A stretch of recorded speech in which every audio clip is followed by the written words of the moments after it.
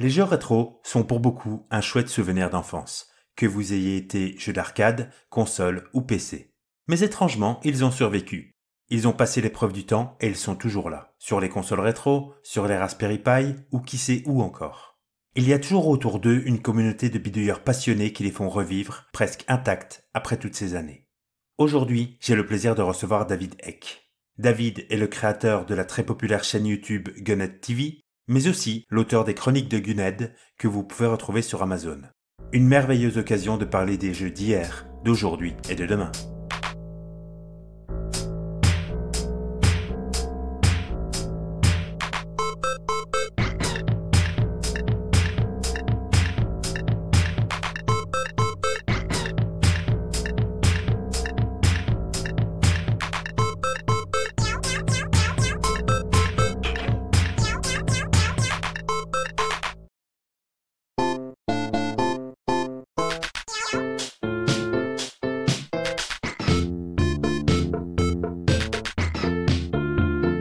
Salut David, bienvenue. Salut Stéphane, merci à toi de m'inviter. Avec plaisir, aujourd'hui on a un épisode un peu décalé puisque aujourd'hui on va parler de rétro gaming. Donc, tu as une chaîne qui s'appelle Gunhead TV, Voilà. ou faut le prononcer à la française peut-être. Non, Gunhead TV, c'est très très bien. Parfait, et donc qui est sur le rétro gaming. Mais avant qu'on parle un peu du contenu de ta chaîne, est-ce que tu peux nous parler un peu de ton background et de ce qui t'a amené en fait à faire une chaîne YouTube sur le rétro gaming? Voilà.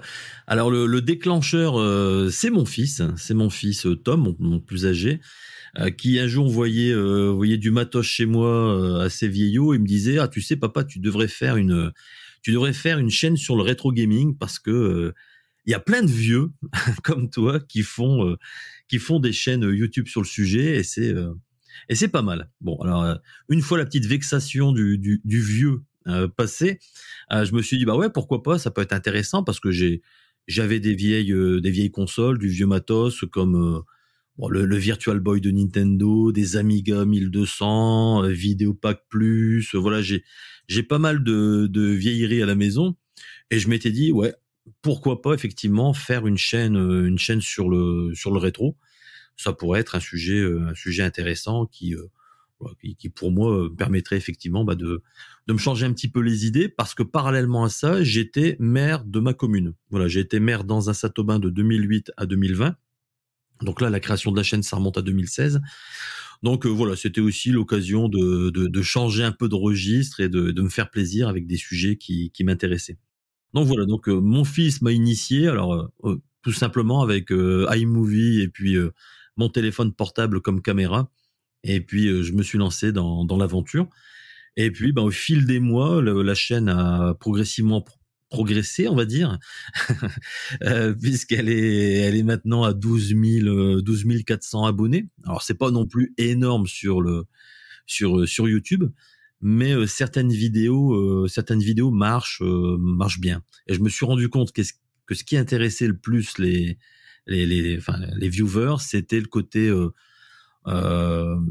c'est-à-dire potes qui racontent une histoire à d'autres potes. Voilà, c'est-à-dire je me prends pas au sérieux, je raconte simplement un petit peu mon vécu de gamer et puis je raconte ça à des potes de façon très décontractée et malgré tout le plus sérieusement possible. C'est-à-dire que voilà, j'essaye de ne pas dire trop d'inepties. Donc voilà, pour résumer le plus rapidement possible, on va dire la philosophie de la chaîne et de ce projet. Ok, ce qui me surprend en fait, c'est que, enfin moi je pense que le rétro gaming ça touche une génération qui aujourd'hui c'est les cadras, c'est les quinquas peut-être. Je veux vexer personne en disant ça. Et ce qui m'étonne, c'est qu'en fait tu me dis c'est ton fils qui t'y a amené. Et ça veut dire que quoi, ça touche aussi à un public plus jeune? Mon fils, ouais, a des copains. J'ai plusieurs. Alors mon fils n'est pas spécialement branché rétro, hein. Pour lui, et c'est la génération dématérialisée. J'ai 3 garçons hein, qui ont 20 ans, 16 ans et 11 ans. Donc voilà, j'ai plusieurs tranches d'âge à la maison. Et voilà, ils sont pas spécialement intéressés par le rétro gaming. Par contre, ça les interpelle parce que le fait de conserver des boîtes de jeux, je vais te sortir des vieux jeux Amiga ou des vieux jeux Sega Master System, des jeux PC Engine en boîte, etc. Pour une génération complètement habitués au dématérialisé, pour eux, c'est un peu saugrenu, quoi, de conserver ce genre de truc. Mais malgré tout, ils sont sensibles à ça et ils sont curieux. Et je me suis rendu compte lors d'une convention à Villejuif qu'il y avait des jeunes qui avaient une vingtaine d'années qui étaient passionnés par le rétro gaming. Alors c'est vrai que ça me surprenait, mais en fait, finalement pas tant que ça, parce qu'on se rend compte que les jeunes sont quand même curieux, ils aiment savoir un petit peu l'origine de leur jeu actuel, parce que c'est vrai que quand on parle de certaines franchises, il y a un historique, et cette histoire des jeux vidéo, quelque part, elle les intéresse, parce que ça leur permet aussi d'en savoir un petit peu plus sur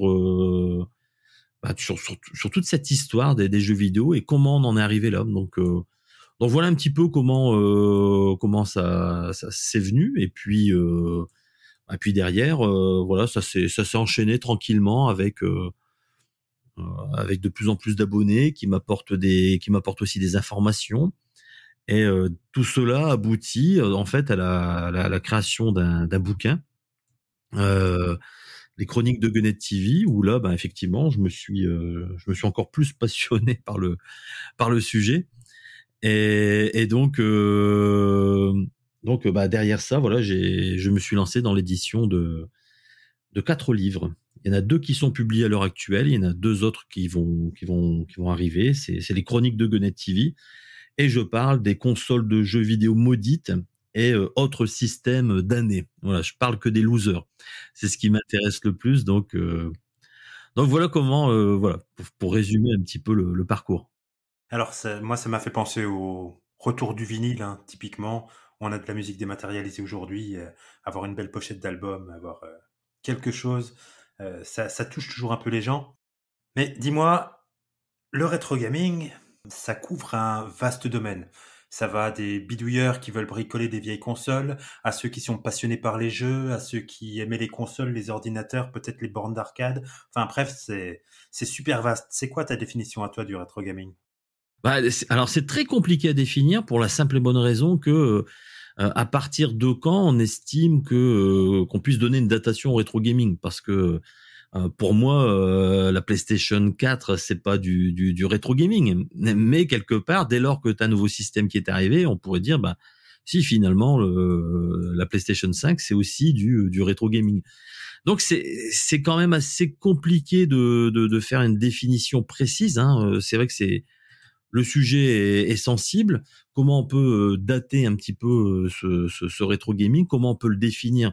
Là encore, c'est compliqué. Moi, j'estime pour ma part que c'est une question de passion. C'est-à-dire qu'à partir du moment où tu te passionnes pour telle ou telle machine, puisque comme je te l'ai expliqué tout à l'heure, quand j'étais en convention à Villejuif, je suis tombé sur un jeune de 20 ans qui a toujours hérité des consoles de ses grands frères ou de ses cousins. Donc il dit, j'ai toujours eu un décalage. Quand tout le monde jouait à la PlayStation, moi je jouais encore à la Super Nintendo. Donc il dit, pour moi, mes premiers repères, ça va être Super Nintendo Dreamcast. Pour moi, qui ai 48 ans, ça va être l'Atari 2600, le Vidéopack, le Commodore 64, les premiers ordinateurs 8 bits et compagnie. Voilà, chacun en fait a son propre repère sur le rétro gaming. Et sans doute que mes fils, pour eux, le rétro gaming, ça sera le jour où ils ont découvert la PlayStation 3, le jour où ils se sont éclatés sur une Xbox 360. Enfin voilà, après c'est chacun a sa propre interprétation, on va dire, du monde rétro.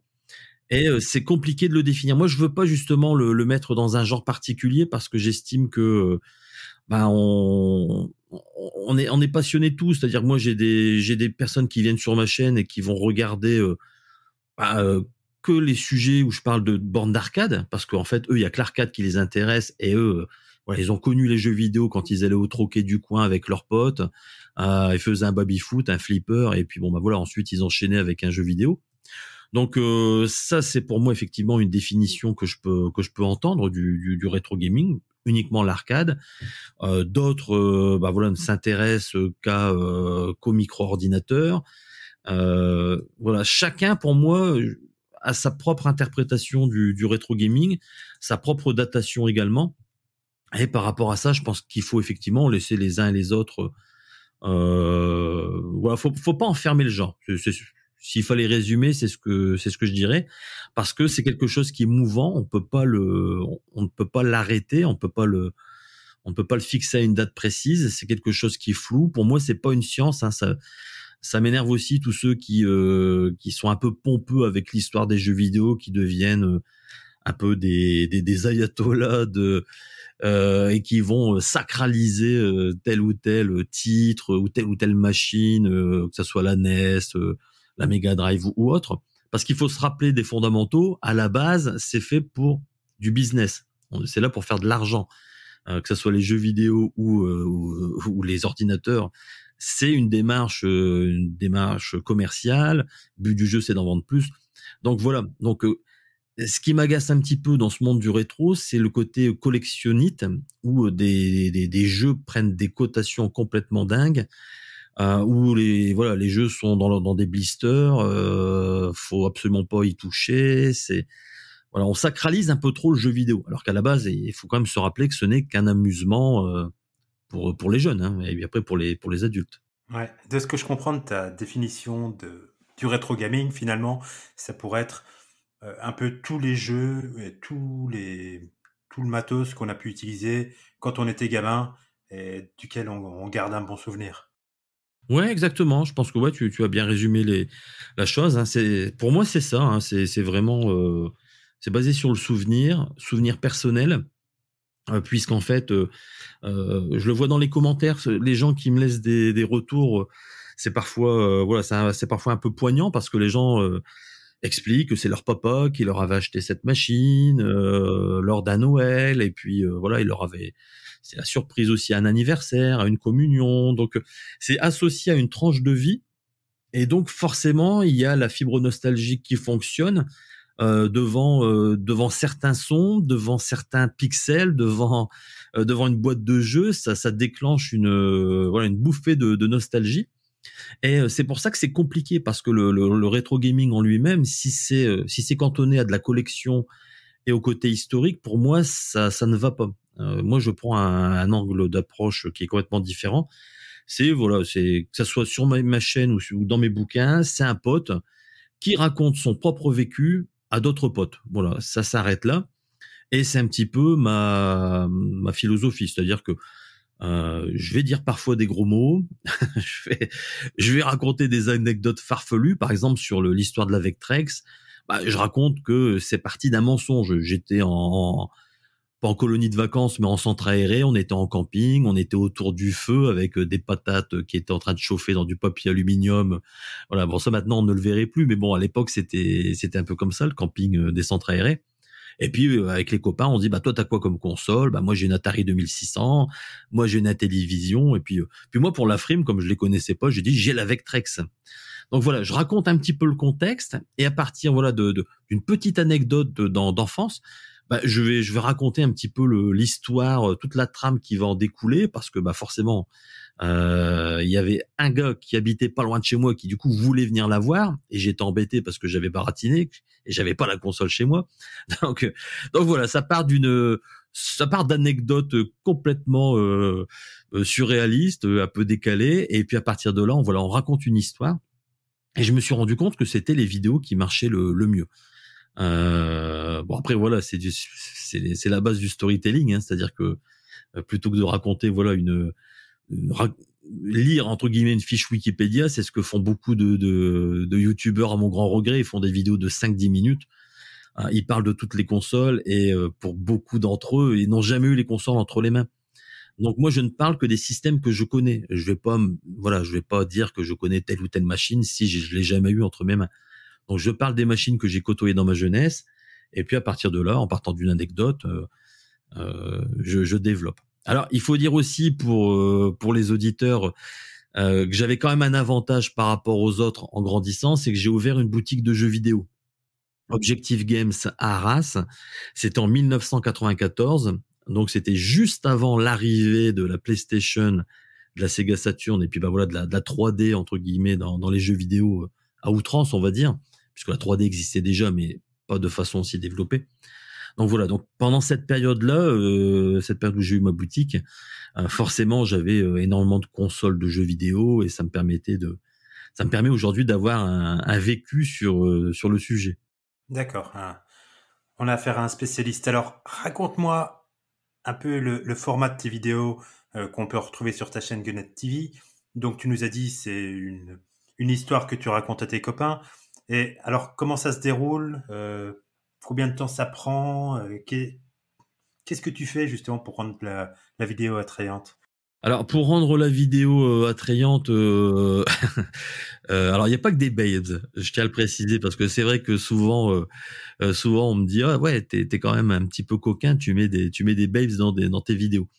J'ai une approche décalée, c'est-à-dire que dans les années 80, il était courant effectivement de mettre des femmes à toutes les sauces pour promouvoir un jeu vidéo, pour promouvoir une console. 80-90, t'avais souvent ce côté un petit peu femme-objet qui était utilisé aussi bien aussi dans des émissions de télévision que d'autres. Hein. Je pense au Colaro Show, à Benny Hill, toutes ces émissions un petit peu triviales où t'avais effectivement des nénettes en bikini qui étaient autour de ça.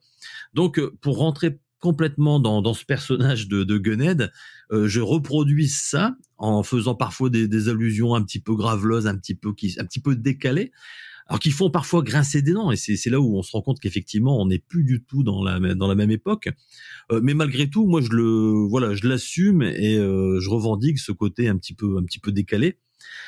Et ça plaît énormément parce que ça tranche avec le côté lisse et propre de YouTube. D'ailleurs, ça me vaut une classification 18+ de YouTube sur pas mal de mes vidéos, ce qui est assez surprenant parce que on pourrait se dire tiens, c'est quand même curieux que YouTube ne tolère pas telle ou telle chose, mais c'est une réalité. C'est-à-dire que pour certaines vidéos, j'ai eu des problèmes avec des féministes qui me sont tombés dessus en me décernant le prix du plus grand bof de l'année 2020. J'ai dû me justifier auprès de YouTube parce que forcément il y a eu des signalements, des machins, etc. Alors que dans l'absolu, il y a absolument rien. On ne voit pas le moindre téton, on ne voit pas le moindre acte suggestif. Ce ne sont que des images de magazines des années 80 ou des petites séquences vidéo style Sabrina, la chanteuse, hein, dans son clip Boys Boys Boys où elle rebondissait dans la piscine. Donc voilà, c'est un peu l'iconographie des années 80 que je glisse dans des vidéos pour les mettre dans un contexte, parce que quand je parle par exemple du jeu Outrun de Sega, jeu d'arcade culte s'il en est, bon bah voilà, je me replace dans les années 80, dans l'année 86 en l'occurrence, la date de sortie du jeu. À l'époque, il y avait Magnum à la télévision, il y avait le problème de Tchernobyl, etc. Donc je raconte un ensemble de faits. Et à partir de là, voilà, je développe mon histoire par rapport à ça. Donc il y a le contexte qui est pour moi important et donc j'utilise effectivement, c'est quelquefois enfin j'appelle ça des allégories, c'est-à-dire des allégories avec des trucs complètement décalés pour surprendre aussi un petit peu mes abonnés. Voilà, c'est un petit peu le fonctionnement de Gunnet TV. C'est vraiment décalé. Voilà, je tiens à le dire parce que c'est vrai que ceux qui s'attendent à voir un truc historique, classique sur le rétro gaming seront, je pense, décontenancés parce que c'est pas du tout la philosophie de la chaîne. Et au-delà du côté décalé, est-ce que donc dans tes vidéos, il y a quand même un côté documenté sur ce que tu présentes? Comment ça se passe par rapport à, je sais pas, tu vas présenter une console ou comparer deux consoles. Comment est-ce que ça va se passer, cette partie-là? Alors cette partie-là va être abordée en cours de route, c'est-à-dire que la construction narrative de la vidéo, on part souvent d'une anecdote ou d'un point de détail. Par exemple sur 3DO, c'est quand même des gens qui ont décidé à un moment donné de créer un standard des jeux vidéo. Donc pour moi ça mérite qu'on s'y attarde. Le gars à l'initiative du projet s'appelle Trip Hawkins, c'est le fondateur d'Electronic Arts. C'est un vieux de la vieille puisqu'en fait il était à l'époque l'un des tout premiers employés d'Apple. Donc voilà, c'est un gars qui a commencé chez Apple. Ensuite, il a volé de ses propres ailes et il a créé Electronic Arts, premier éditeur entre guillemets de jeux vidéo, euh, on va dire où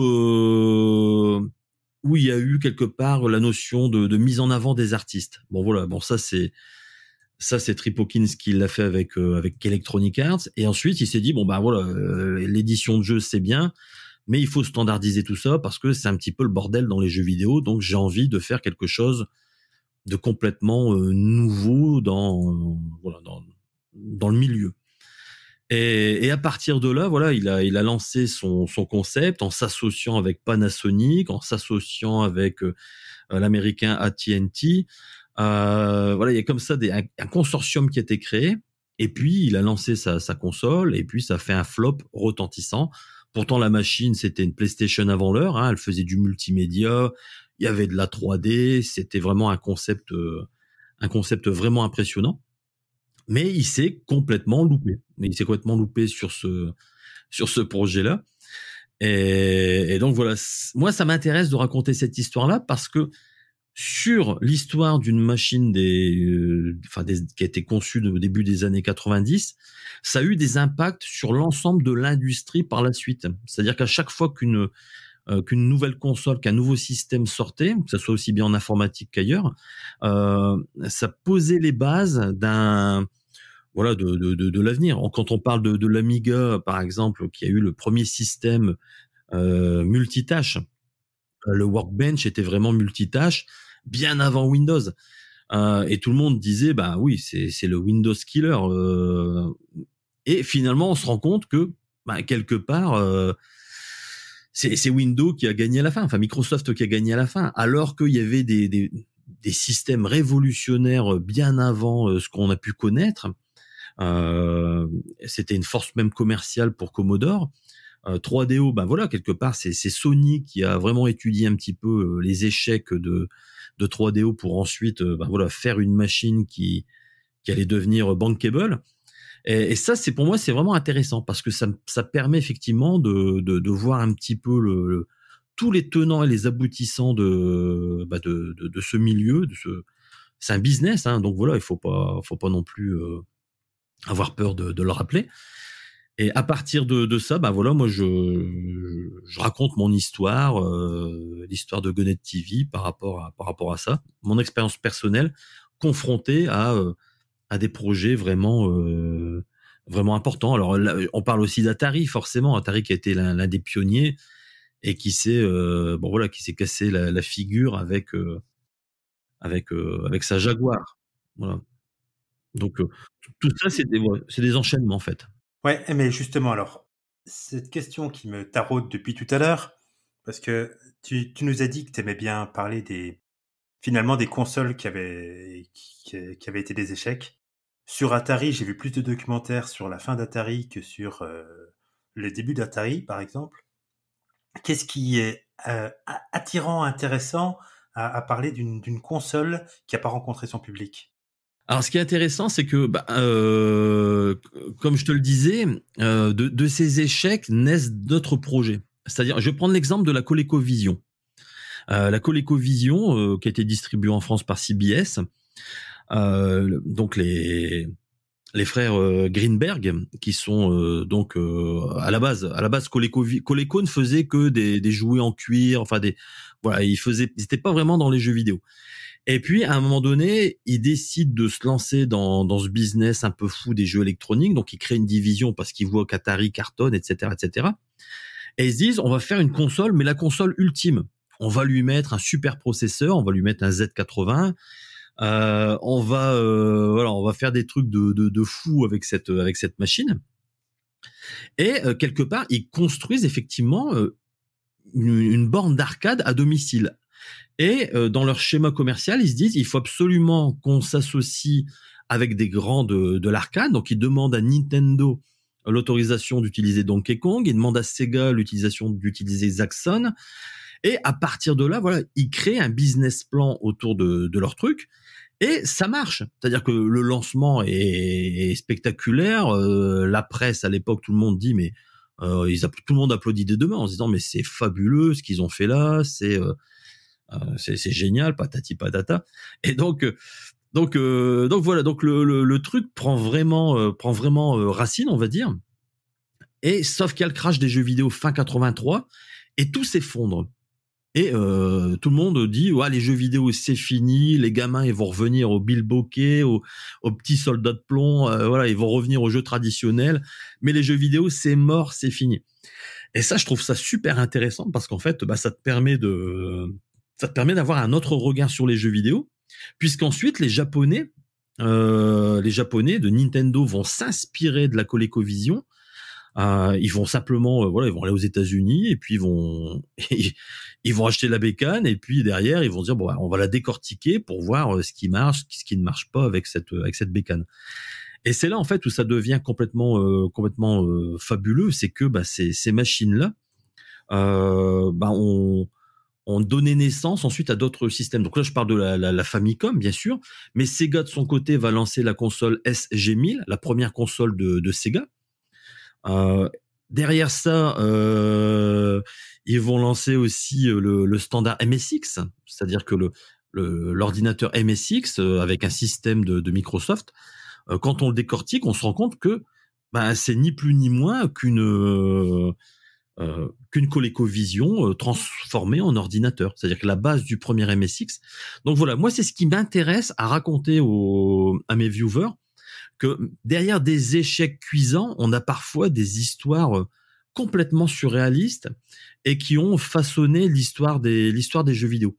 Donc voilà pourquoi moi ça m'intéresse beaucoup ces petites anecdotes entre guillemets, parce que c'est un côté un petit peu délirant, quoi, on va dire. En t'écoutant parler, je me rends compte que t'as pas forcément besoin de support vidéo pour parler des consoles. Pourquoi avoir choisi d'avoir fait une chaîne YouTube plutôt que peut-être un podcast? Bonne question. Bonne question. J'avoue que je saurais pas trop répondre à ça parce que voilà, quand je me suis lancé, c'est le fiston qui m'a motivé à faire cette chaîne. Par contre, derrière, c'est vrai que beaucoup me disent, moi je te regarde pas, je t'écoute. Donc ouais, c'est curieux pour moi qu'on me dise ça. Et les gens me disent, tu sais, David, voilà, c'est bien tes vidéos, mais en fait, moi, je les écoute. J'ai par exemple un dessinateur de bande dessinée, le dessinateur de Ricochet, Simon Van Liemt, qui me dit, moi, quand je bosse sur ma table à dessin, en fait, je mets Gunhead en fond. Et puis, je binge-watch tes vidéos. Et puis, j'écoute tes histoires parce que, voilà, ça me fait penser à des souvenirs à l'époque où j'étais un fan d'Atari ST. Et donc voilà, c'est un petit peu ce truc-là qui me fait plaisir, c'est que je me rends compte que beaucoup m'écoutent comme ça. Et c'est vrai que le format podcast se prête très bien à l'exercice. Donc pourquoi pas l'avenir, hein. C'est vrai que pour l'instant, j'ai pas le temps matériel de tout transformer en podcast, mais pourquoi pas l'avenir, hein. C'est vrai que c'est pas exclu. Alors, est-ce qu'il t'arrive aussi parfois, dans certains épisodes, d'avoir des intervenants, de faire des interviews ou d'autres choses comme ça? Non, ça je fais pas encore de live ou des interventions de personnes extérieures. Je suis souvent invité par contre, c'est-à-dire que j'ai une communauté de potes qui m'invitent. Bouche à oreille fait que par exemple je me retrouve à tes côtés. Alors que quand j'ai regardé un petit peu ce que vous faisiez, je me suis dit mais de quoi allons-nous causer, parce que moi je suis pas du tout dans le sujet que vous abordez, dans les sujets que vous abordez habituellement. Donc voilà, c'est ce qui est intéressant, c'est ces rencontres, et je fais beaucoup d'interventions chez les autres. C'est-à-dire quand on m'invite, généralement je ne dis pas non, je réponds favorablement, puis on échange autour de cette histoire des jeux vidéo, sachant que moi je l'aborde du côté des losers, parce que ça m'intéresse pas de parler du succès de Sony, de Microsoft, d'Apple et des autres. Voilà, ils sont encore présents, ils sont pas morts.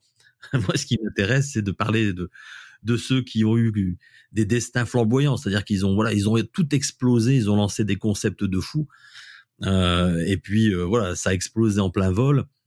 Et d'ailleurs, il y a une histoire qui est assez dingue que je raconte dans le premier volume de mon livre. C'est le Konix Multisystème.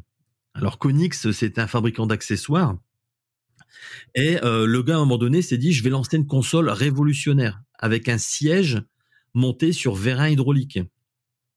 Donc, bon, le gars, il se lance dans son truc. Et puis, chose complètement dingue, le truc va commencer à prendre. Et au niveau de l'ingénierie, ça tient bien. Il arrive à avoir une console qui tienne la route autour d'un processeur Intel. Il commence à mettre des features 3D, etc. Donc, voilà, on est au milieu des années 80. Et le gars prévoit de faire une console révolutionnaire. Et comme ça, à la base, Konix vend des accessoires, ils vendent des manettes de jeu. Il se dit, bah, moi, ma console, elle va être orientée autour des accessoires. C'est-à-dire que le système va être conçu autour des accessoires. Donc, il y aura un gun, un phaser pour tirer sur l'écran. Il y aura un volant pour jouer aux jeux de moto. Il y aura un stick pour jouer aux jeux d'avion. Et puis, bah voilà, cet anglais, enfin, c'est un gallois, mais cet anglais surprend de plus en plus de monde, à tel point que George Lucas lui dit, bah écoutez, moi, je suis intéressé par votre projet parce que Star Wars, dans un siège à vérin hydraulique, ça pourrait être sympa. Donc, il rencontre George Lucas. Il y a Sony qui est intéressé aussi pour une distribution au Japon et aux États-Unis. Le truc commence à prendre, voilà, à prendre corps. Et puis, bah voilà, je vais pas spoiler la fin de l'histoire, mais ce truc-là qui était révolutionnaire, qui a préfiguré de ce qu'allait être la Nintendo Wii, parce que la Wii, c'est ni plus ni moins que ce concept-là. Alors bien sûr, il n'y a pas le siège avec vérin hydraulique, mais malgré tout, il y a quand même ce côté d'accessoires, et de jeux qui tournent autour de l'accessoire. Donc voilà, moi cette histoire-là, elle est pas connue. Alors à la base, c'est un Anglais qui a raconté cette histoire-là, donc je suis rentré en contact avec lui, on a échangé et puis il m'a fourni des documents qui sont assez intéressants. Et moi j'en ai fait une vidéo, c'est-à-dire que quelque part les bouquins de Gunnet TV, les chroniques de Gunnet TV, vous n'êtes pas obligé de les acheter. C'est-à-dire que tout est en ligne. C'est-à-dire que tout est sur YouTube, tout est consultable gratuitement et personne n'est obligé d'acheter les bouquins pour avoir ces histoires-là. Sauf que, à la demande de pas mal de viewers, on dit, ça serait sympa si tu mettais tout ça sur papier, si t'en faisais des petits bouquins, parce que ça pourrait être intéressant, etc. Et donc, je me suis lancé dans l'aventure de l'édition, on va dire, en passant tout simplement par Amazon, hein. Voilà, j'ai pas cherché entre guillemets à me compliquer la vie parce que j'avais demandé un devis à un éditeur, à un imprimeur, et en gros, voilà, il y avait 5 000 € d'investissement pour 500 bouquins. Et derrière, il me semblait quand même compliqué de m'en sortir sur le long terme avec ce type de projet. C'est-à-dire que il faut gérer la logistique. Donc, c'est-à-dire tu as 500 bouquins à stocker chez toi. Ensuite, il faut faire l'expédition, il faut faire la facturation, faut créer un statut d'auto-entrepreneur. Enfin bref, ça me paraissait inutilement compliqué, on va dire. Mmh. Donc Amazon est arrivé avec une solution qui s'appelle Kindle, un programme KDP où voilà, j'ai que mes fichiers à envoyer et eux s'occupent de la mise en page, de l'expédition, des déclarations fiscales, c'est-à-dire que le fisc français est au courant que je travaille pour une boîte américaine. Je paye mes impôts sur le revenu aux États-Unis avec bien sûr une petite cote-part au passage pour la France. donc voilà, donc c'est rigolo. Moi, ça m'amusait de faire ce projet-là. Et puis surtout, je me suis rendu compte que je pouvais toucher un public qui était à l'autre bout du monde. Hein. J'ai, à titre d'exemple, j'en ai vendu au Japon, au Canada, en Italie, en Espagne, à Singapour, enfin en Australie, enfin des points de vente qui pour moi étaient impossibles à atteindre. Et c'est facile de se mettre à l'écriture sur Amazon. Est-ce que tu as des outils pour t'aider à créer ton livre? C'est ça qui fait peur, hein. C'est-à-dire qu'Amazon est d'une redoutable efficacité. Il faut pas se voiler la face, hein. C'est-à-dire que le programme KDP, quand tu l'utilises, t'as un suivi par exemple des ventes en temps réel, c'est-à-dire que là pendant qu'on parle, je peux voir si j'ai vendu un bouquin. Ensuite, il y a tout ce qui est mise en page. Donc il y a des outils qui permettent de corriger un petit peu ta mise en page parce que tu envoies un PDF. Donc à partir du moment où tu envoies le PDF, eux vont dire attention, vos repères de coupe par rapport au format que vous avez choisi, ça va pas aller. Cette photo-là, elle va être tronquée. Le texte, non, il est pas bon. Donc voilà, donc on upload sa couverture. Ensuite, on upload le contenu du livre. Eux, ils s'occupent aussi de le transformer en e-book. Les gens peuvent aussi l'acheter au format e-book. Donc tout ça, tout ça, c'est quand même des outils qui sont mis gratuitement entre guillemets à disposition. Et faut reconnaître que c'est quand même super sympa quoi, super sympa parce que ça permet de se lancer dans l'édition. Donc on peut effectivement se créer un petit statut d'auto-éditeur.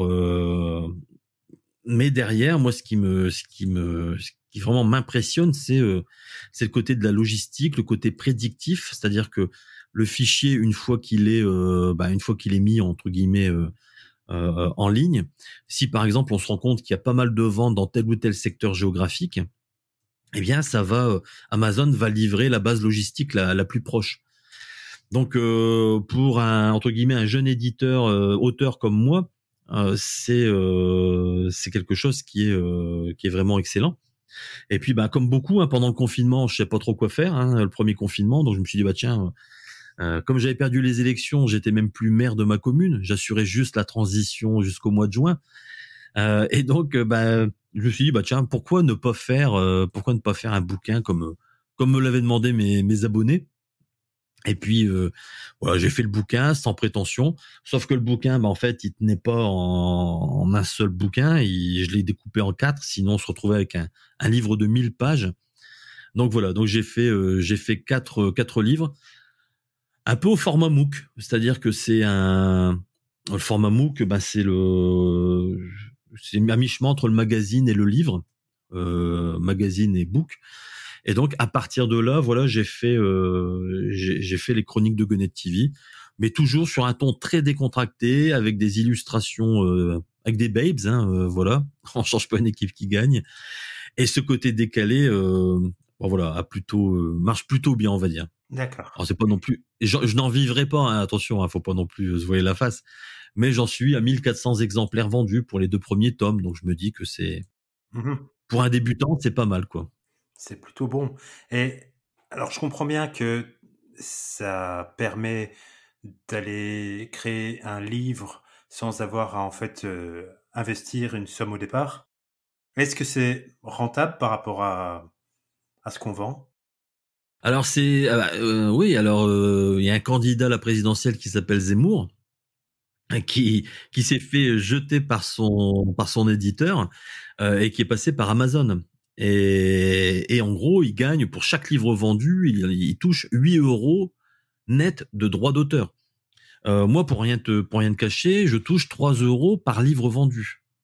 Donc voilà. Alors c'est sûr que on pourrait avoir plus parce que Amazon prend 66% des droits d'auteur. Voilà. Mais derrière, il s'occupe de la déclaration fiscale, il s'occupe de tout. Et à mon humble niveau, parce que si j'avais imprimé moi-même mes livres, c'est ce que j'avais dit, 500 exemplaires, à 10 € le bouquin, vendu 17 €, je gagnais 7 ou 8 € par livre vendu. Mais derrière, il y avait toute la logistique à gérer. Et ça, moi, je suis pas un pro de la logistique, je sais pas faire. Donc quelque part, c'était pour moi l'opportunité de trouver une solution qui soit pérenne pour moi, enfin qui puisse me permettre le développement de cette petite activité complémentaire à la chaîne. Voilà, parce que comme je l'expliquais en préambule, le fait qu'il y ait des babes, mes vidéos sont généralement cataloguées 18+. Donc il n'y a pas de rémunération sur mes vidéos. Sur YouTube, je gagne, je ne suis pas adapté aux annonceurs, on va dire. Ça, c'est la réponse que fait YouTube. Votre contenu n'est pas adapté aux annonceurs. Donc, partant de ce principe-là, comme c'est pas adapté aux annonceurs, je compte pas vivre de YouTube ou autre. Et je ne suis pas à l'abri qu'un jour la chaîne soit fermée.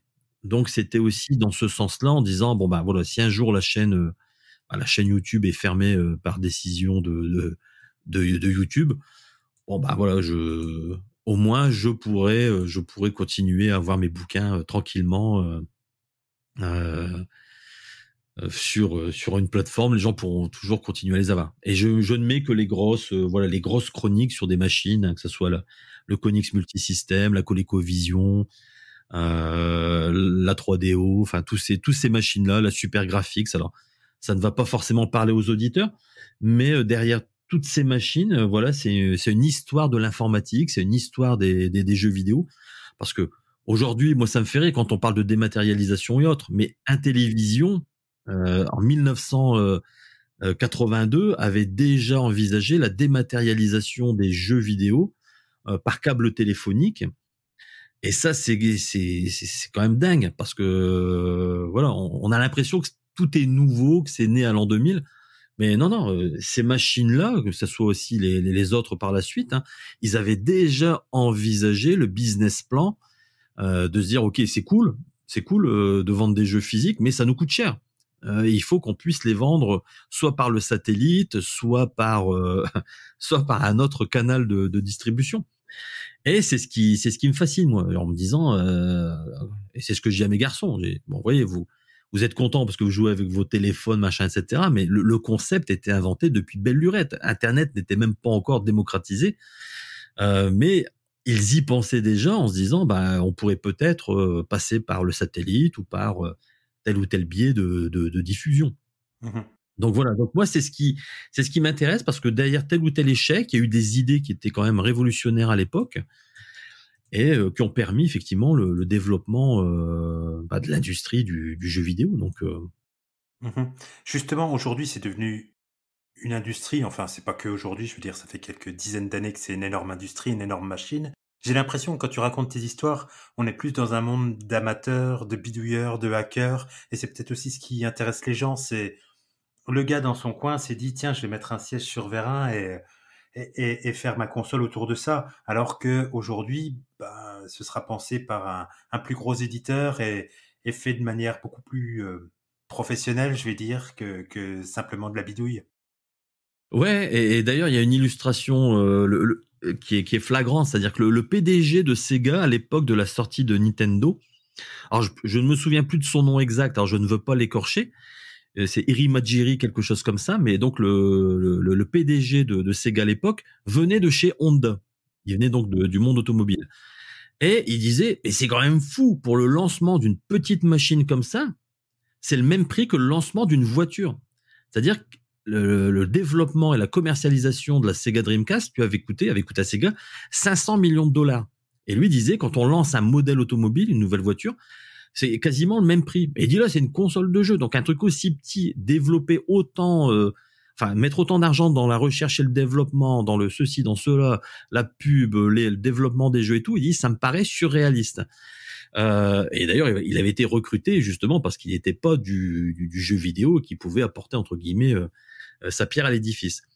Mais euh, aujourd'hui, quand on voit, et c'est ça qui est dingue, c'est-à-dire quand on voit l'investissement de Microsoft ou de Sony dans le lancement d'une machine, les coûts sont de 2 milliards d'euros. C'est compris, et même avec la PS5 et la nouvelle Xbox, on est entre 2 et 4 milliards d'euros. On n'a pas vraiment eu de communication très précise sur le sujet, mais on se dit c'est quand même fou. C'est-à-dire que ces machines-là, aujourd'hui, on pourrait plus la sortir dans son garage tranquillement, on pourrait plus bidouiller. Enfin voilà, tout ça c'est une époque qui malheureusement aujourd'hui est un peu révolue. Hein. Donc c'est intéressant de faire le parallèle parce que en 98, quand la Dreamcast est sortie, voilà, 500 millions de dollars.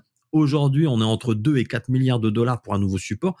Voilà, ça ne laisse plus aucune chance aux petits gars du coin. Et je pense que effectivement, ce côté-là plaît parce que les gens, voilà, se disent, ben ouais, c'est vrai que c'était une époque où tout était encore à faire, tout était encore possible. Non seulement du côté matériel, mais du côté software aussi, puisque il y a eu des gens qui ont créé leurs jeux vidéo, qui ont passé du temps dessus. Maintenant, beaucoup de jeux vidéo sont des grosses machines à plusieurs millions. C'est plus difficile de percer en ayant son idée, en développant un petit jeu, sauf peut-être encore aujourd'hui dans le domaine du mobile, mais sur PC, j'y crois plus trop. Bah c'est oui, après il y a la scène indépendante qui continue de vivre parce que voilà, l'innovation est souvent du côté des indépendants, on ne la trouve plus forcément du côté des gros éditeurs, hein, qui vont nous sortir le FIFA annuel, le Call of Duty annuel. euh, il y a des jeux qui se suffisent à eux-mêmes, hein. Moi je pense par exemple à World of Warcraft. Bon, le jeu est toujours rentable. C'est des titres qui sont bankable à la vie à la mort. Donc c'est quand même un peu c'est surprenant, quoi. C'est-à-dire qu'en fait on est dans un business maintenant où il n'y a plus vraiment de prise de risque, hein. Il faut pas se voiler la face, hein. C'est-à-dire que les gros éditeurs ne veulent plus trop se lancer dans l'aventure de super productions qui vont leur coûter très cher. Et parallèlement à ça, voilà, il y a les indépendants qui essayent de vivre et qui réussissent parfois à faire des concepts de fou. Je pense par exemple à Minecraft. Je veux dire, le gars avait développé Minecraft tout seul dans son coin, peinard, et puis c'est devenu, voilà, on va dire la référence du genre. Ça c'est des belles, c'est des beaux succès en fait, parce que c'est vrai que personne les a vus venir. Beaucoup se posaient des questions sur ce genre de titre. Et puis derrière, voilà, ça générait des communautés de fans sur ces machines-là. Et c'est, enfin, au début c'était sur PC, mais après c'est arrivé sur d'autres supports. Et c'est ça qui est quand même incroyable, c'est que il y a encore des success stories qui sont possibles dans le milieu des jeux vidéo. Alors Minecraft, bon, c'est sûr que faut pas non plus se baser que sur ce titre-là, mais il y a plein de petits jeux indés qui ont connu leur heure de gloire et qui permettent en quelque part, voilà, de faire vivre la flamme d'une possible réussite sans passer par des très gros studios, que ce soit des studios américains ou japonais ou autres. Il y a encore cette possibilité-là qui fait plaisir. Mhm. Mais voilà, et la réalité est que maintenant on est dans des business plans de plus en plus ficelés où on ne peut pas se permettre, où on n'a plus le droit à l'erreur quelque part. Donc voilà, ça c'est une donnée qu'il faut vraiment avoir quand on se lance dans ce business, hein. C'est que on ne peut plus se permettre d'avoir droit à l'erreur. Le moindre faux pas pour un gros éditeur, on l'a vu avec Cyberpunk, qui était un jeu qui était attendu, mais voilà, il y a eu une période de crunch qui était terrible pour les développeurs. Il y a aussi eu pas mal d'abus dans le milieu, hein. Bon, on peut parler d'Ubisoft, mais on peut aussi parler de beaucoup d'autres studios.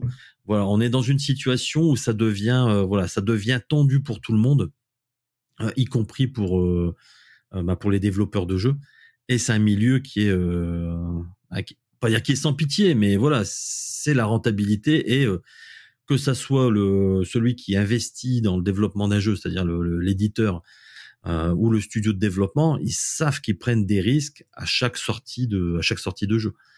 Donc c'est un milieu qui est très compliqué, hein, qui est très compliqué, et c'est vrai que nous qui le regardons de loin, on le regarde un peu de façon désabusée en se disant enfin voilà, c'est curieux, c'est un monde qui devient de plus en plus curieux dans celui des jeux vidéo, et je comprends qu'il y ait une envie de se réfugier dans, on va dire, c'est un peu la calinothérapie, c'est-à-dire que le rétro gaming, les vieilles consoles, voilà, ça nous renvoie à une période où tout était plus cool, où tout était moins compliqué, aussi bien dans le développement d'un jeu que dans un projet personnel ou autre. Voilà, c'était la période de l'insouciance. Donc le rétro gaming nous renvoie à ça, mais il nous montre aussi la terrible réalité actuelle, qui est que ça devient très très compliqué de s'en sortir dans le milieu des jeux vidéo à l'heure actuelle. Mhm. Et au-delà de ça, alors je vais peut-être dire une énorme bêtise parce que je suis pas trop le marché actuel des jeux vidéo, mais à l'époque, quand j'étais gamin, donc on n'avait pas des jeux 3D, on avait souvent des jeux en 2D, et on était souvent très dépaysé par l'environnement parce que justement c'était très fantaisiste, il fallait compenser le fait de manque de réalité ou plutôt profiter du fait qu'on ne soit pas dans quelque chose qui se rapproche du réel pour justement aller plus loin dans la fantaisie et des choses comme ça. Aujourd'hui, j'ai l'impression que peut-être avec les possibilités graphiques qui nous sont données, on est plus souvent dans des univers beaucoup plus réalistes et qu'il y a un aspect un peu fantaisiste, fou, un peu décalé qu'on avait dans le jeu rétro qu'on a plus aujourd'hui. Bah ouais, tout à fait. C'est-à-dire que ça commençait même, j'ai envie de dire, avec la jaquette du jeu, c'est-à-dire la boîte de jeu, c'était déjà une invitation à voyager. Moi, je suis d'une génération où j'achetais le magazine Tilt, le magazine Joystick, Génération 4 et autres. Et voilà, faut pas se voiler la face. Ça nous faisait rêver. C'est-à-dire que quand on regardait un test de jeu ou telle ou telle chose dans un magazine, voilà, l'imaginaire fonctionnait, on se projetait en se disant ouais, ce jeu-là, il va être dingue, patati patata. Voilà, il y avait vraiment je sais pas comment le dire, mais il y avait l'imaginaire qui fonctionnait à plein régime. Et puis on se disait, ben voilà, on se projetait on se projetait tout simplement dans cet univers-là en se disant ça va être génial comme jeu, ça va être ceci, ça va être cela. Or maintenant, ben voilà, on va dire, tout est plus ou moins formaté, hein, tout est plus ou moins, il y a plus vraiment de surprises dans les jeux vidéo, puisqu'en fait on a une assistance déjà au jeu. C'est-à-dire que maintenant la difficulté est de plus en plus lissée. C'est-à-dire que le jeu, voilà, il y a une phase de tuto et qui gave un peu les anciens parce que maintenant pour jouer à un jeu, il faut passer une demi-heure de tests d'aptitude et autres. Enfin voilà, on nous prend vraiment par la main. Comment il faut faire pour tirer à l'arc, comment il faut faire pour sauter à tel endroit. Voilà. Et ça n'existait pas. C'est-à-dire qu'avant, les jeux d'arcade, tu mettais ta pièce de 5 francs, voilà, t'avais 3 vies. Et puis, le but de la machine, c'était de te faire perdre le plus rapidement possible pour que tu remettes des sous. Donc, voilà, t'étais pas pris en main, t'avais une difficulté que les jeunes générations ne connaissent pas forcément. Et ça, c'est un petit peu ce que je reproche voilà, au jeu actuel. C'est qu'on est vraiment de plus en plus pris par la main. Et il y a plus non plus de découvertes extraordinaires. Alors qu'avant, avec quelques petits pixels, on imaginait des choses complètement folles. Voilà, on se projetait dans des univers un peu féeriques. Et voilà, bon, après, c'est peut-être entre guillemets un peu mon côté un peu vieux con qui parle. Et je l'assume. Mais voilà, c'est moi un petit peu, j'irais on va dire mon regret par rapport à ça, c'est que quand on était gamin, on rêvait de ces images de synthèse, ça nous faisait, voilà, on se disait, voilà, c'est génial, c'est super, c'est ceci, c'est cela. Mais maintenant, avec le recul, on se dit, bah ouais, on y est arrivé au photoréalisme. Mais pour autant, voilà, la magie n'opère pas forcément comme on l'espérait. Donc voilà, c'est une simple remarque personnelle, mais c'est quelque chose qu'effectivement je sens partagé avec beaucoup de monde, beaucoup de personnes qui partagent le même sentiment en disant bah ouais, malheureusement maintenant les jeux sont très aseptisés. L'histoire, en fait, on suit une trame, on est sur des rails, on suit une trame, alors qu'avant l'imaginaire fonctionnait à plein régime parce que voilà, déjà il y avait l'avant où avec une simple petite vignette, une simple petite preview dans un magazine de jeux vidéo, on s'imaginait déjà mentalement ce qu'allait être le jeu. Alors parfois il y avait de la déception parce que entre ce qu'on avait projeté et puis la réalité du jeu en lui-même, il y avait un monde. Mais là maintenant, il n'y a plus vraiment de surprise. Il y a plein de vidéos, les jeux sont testés partout. Enfin voilà, voilà, il y a plus ce côté-là l'attente n'existe plus. Hein. Alors, je te rejoins pas à 100%. Je suis d'accord avec toi. Je me rappelle de quand j'étais au lycée, je crois, il y avait eu, j'avais vu dans un magazine un jeu qui devait sortir sur Neo Geo, je crois, où c'était en fait un paysage où il y avait des dinosaures et c'était de la 3D et ça faisait rêver. Justement, on avait envie de se retrouver dans ce décor et d'interagir avec ce décor. Mais je trouve qu'aujourd'hui, quand même, y a encore des secteurs qui peuvent nous faire rêver. Tu as mentionné Cyberpunk. Peut-être que le jeu était décevant, mais par contre, l'imaginaire qu'il a soulevé avant sa sortie, c'était assez poignant. Et un peu la même chose aujourd'hui au niveau de la réalité virtuelle. Je trouve qu'aujourd'hui, on va être déçu par les jeux de réalité virtuelle parce qu'on est très loin d'avoir toute la complexité d'un monde réel. Mais par contre, c'est attirant, c'est encore attirant et ça fait rêver de se dire qu'on peut se retrouver dans un autre monde, être une autre personne et avoir une autre histoire. Oui, alors mais c'est malheureusement c'est rare parce que Cyberpunk, voilà, ils ont osé, et puis alors, il y a eu de la déception, mais après le jeu en lui-même est grandiose, hein. C'est-à-dire qu'une fois qu'on a fait qu'on fait fi des bugs, et puis un petit peu de la déception originale, on se rend compte qu'effectivement c'est un jeu absolument génial. Mhm. Donc je suis d'accord avec toi. Même moi, je joue aussi à des jeux récents. Je suis pas non plus bloqué dans les années 80.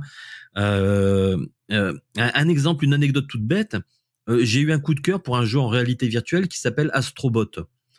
Alors Astrobot, c'est un petit robot qui c'est sur PlayStation, et puis bon bah voilà, il a des mécaniques de gameplay de vieux jeux 16 bits, on va dire. Mhm. Et donc moi j'ai parlé de ce jeu-là comme d'un coup de cœur, Astrobot, et je l'ai sous-titré le Super Mario 64 de la PS VR. Et donc je fais ma vidéo, je fais mon test, etc. Et en fait, j'avais un abonné que j'avais jamais calculé qui s'appelle Nicolas Doucet.